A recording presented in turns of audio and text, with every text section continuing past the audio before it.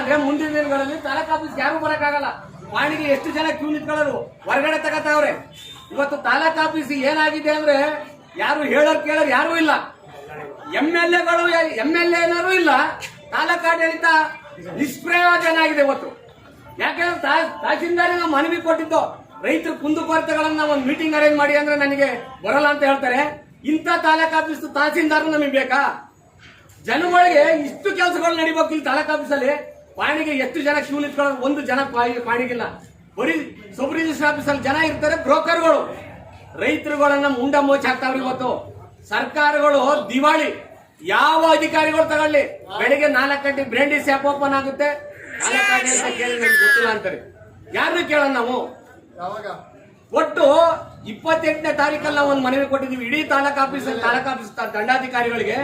ನಮ್ಮ ಇಡೀ ತಾಲೂಕ್ ಆಫೀಸ್ ತಾಲೂಕಿಗೆ ಏನೇನ್ ಬರುತ್ತೆ ಅಧಿಕಾರಿಗಳನ್ನ ಕರೀಲಿ. ರೈತರ ಸಮಸ್ಯೆಗಳು ಬೇಜಾನಿದೆ. ಬರಗಾಲ ಬಂದಿರ್ತದೆ, ಮಳೆ ಅನಾಹುತ ಆಗಿದೆ, ರೈತರು ಆತ್ಮಹತ್ಯೆ ಮಾಡ್ಕೊತಾವ್ರೆ.